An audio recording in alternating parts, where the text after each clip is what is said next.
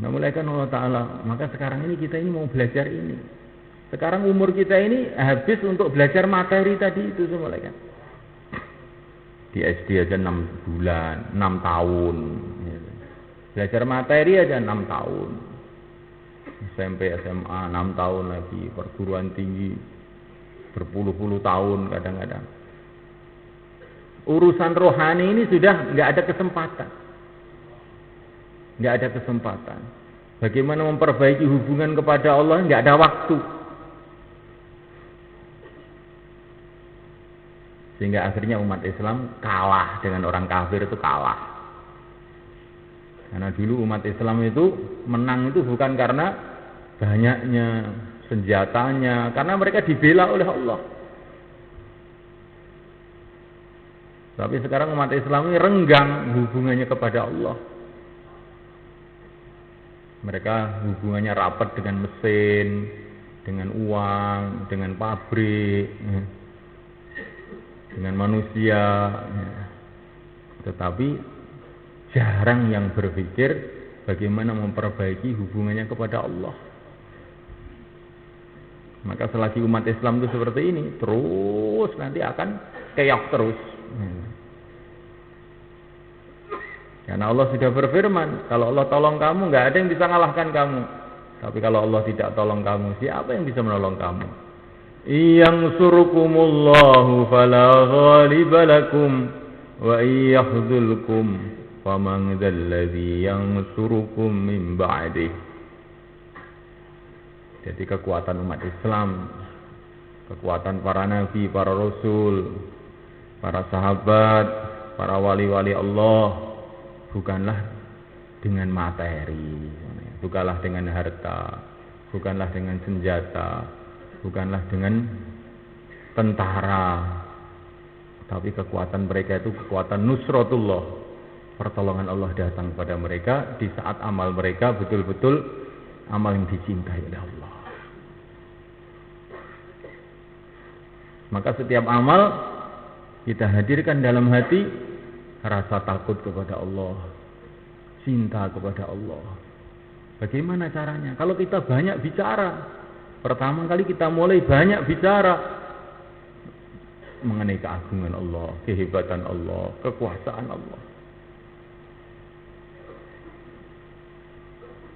Jangan biasa bicara mengenai kekuatan-kekuatan makhluk. Makhluk itu nggak punya kekuatan.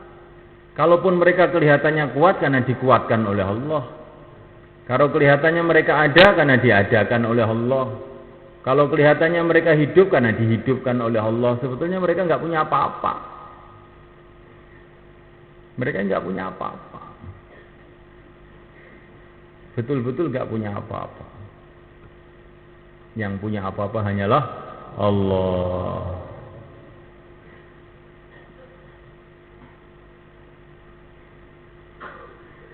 Memuliakan Allah SWT. Manusia itu sekarang itu sudah biasa melihat apa-apa itu dari segi materi.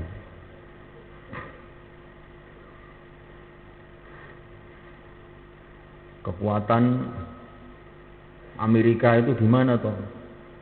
Senjatanya, tentaranya, ekonominya. Bukan. Bukan itu. Kalau kamu pikir betul, bukan itu sebetulnya, kekuatannya bukan di situ itu.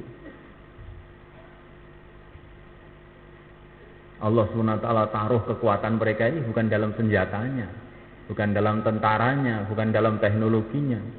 Allah taruh kekuatannya itu dalam hatinya. Walaupun mereka punya bom, tapi kalau hatinya itu nggak mau ngebom, bisa meletus nggak kira-kira? Walaupun mereka punya tentara 1 juta, 2 juta, 1000 juta, tetapi kalau Allah jadikan hati tentara itu ketakutan atau berpecah belah satu sama lain, apa ada gunanya itu tentara banyak? Jadi kekuatannya itu di dalam hatinya sebetulnya. Orang dulu mengira Uni Soviet itu punya kekuatan, dia punya nuklir, punya ini, punya tentara, punya begini. Ternyata kekuatannya itu bukan di nuklirnya itu. Kekuatannya bukan senjatanya, tentaranya, kekuatannya di dalam hatinya. Ketika oleh Allah mereka masih disatukan, yo, berdirilah Uni Soviet. Ya. Tapi ketika Allah pecahkan hati mereka, buyar mulai dewe-dewe. Ya. Hilang kekuatannya. Kekuatan seorang raja bukan pada tentaranya, semuanya. Allah taruh bukan dalam tentaranya. Kekuatannya itu dalam hati. Ketika Allah jadikan tentaranya itu tunduk sama dia, ya raja tadi kayaknya berkuasa. Tetapi kalau Allah SWT rubah hati tentaranya itu benci sama dia, ya kayak Presiden Tunis itu diturunkan, hingi sudah nggak punya apa-apa. Ya kan? Kemarin jadi presiden, sekarang diusir. Kenapa? Allah ingin menunjukkan kepada manusia nggak punya kekuatan apa-apa. Manusia itu kekuatannya dalam hatinya sebetulnya, dan hati itu di tangan Allah Subhanahu wa taala.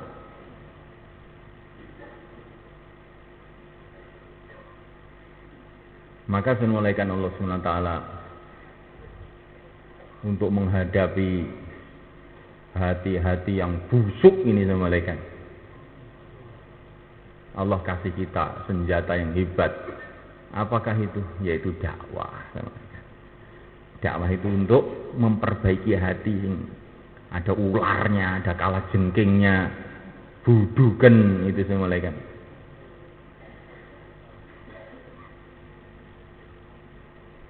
Maka kalau dakwah kita nanti diterima oleh Allah Subhanahu wa taala, hati manusia itu akan berubah tiba-tiba. Seperti hati orang Romawi yang dulunya memusuhi orang Islam, tahu-tahu berubah. Akhirnya mereka jadi orang-orang Islam, jadi ulama-ulama, jadi wali-wali. Hati orang Persia yang dulu memusuhi umat Islam, menyembah berhala, menyembah api. Tapi ketika dakwahnya para sahabat diterima oleh Allah SWT, maka hati mereka berubah, jadi wali-wali.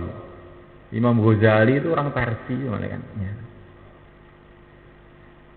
Orang Jawa juga begitu juga, yang dulu menyembah kayu, menyembah batu.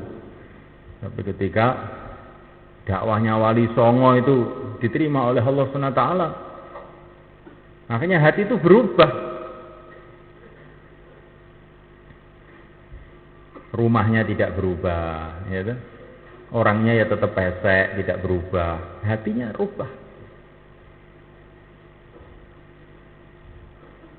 Itu kerajaan Demak itu mulai kan, benderanya bendera Majapahit, pakai matahari bendera Majapahit, tapi orangnya wali-wali semua, berubah sudah. Ini barokahnya dakwah. Kadang-kadang kita ini dakwah ya apa sih, kekuatan ngeromang ngomong ngalor ngidul.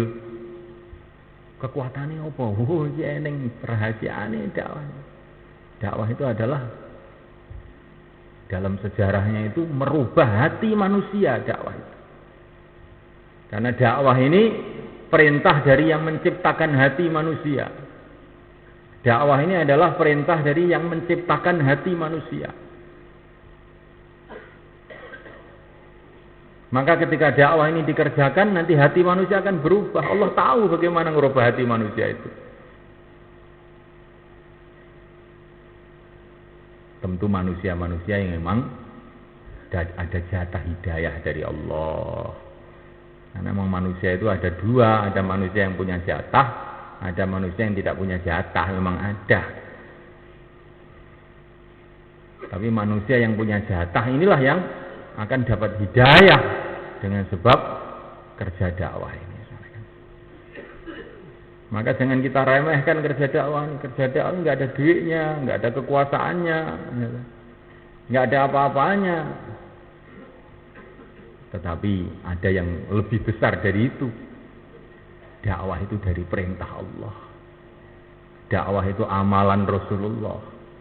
Dakwah itu punya sejarah. Punya sejarah dakwah itu. Sejarah yang luar biasa. Sejarahnya itu apa? Mendatangkan pertolongan Allah dari langit. Mendatangkan pertolongan Allah pada Nabi Nuh. Mendatangkan pertolongan Allah pada Nabi Musa. Mendatangkan pertolongan Allah pada para sahabat. Mendatangkan pertolongan pada baginda Muhammad SAW. Mendatangkan pertolongan Allah pada para wali-wali dulu. Dan sampai sekarang pun dakwah itu juga terus mendatangkan pertolongan Allah. Walaupun tidak seperti dulu.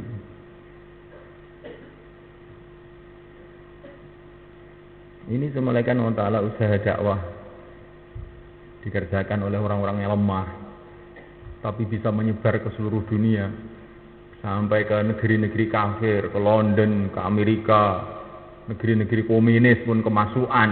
Ya. Apakah ini bukan pertolongan Allah? Coba. Bukankah ini pertolongan Allah? Berapa banyak orang kafir telah masuk Islam? Berapa banyak orang maksiat jadi taubat? Berapa banyak orang-orang berandal jadi soleh? Bukankah ini pertolongan Allah yang besar? Pertolongan Allah yang sangat besar. Maka semulaikan Allah SWT,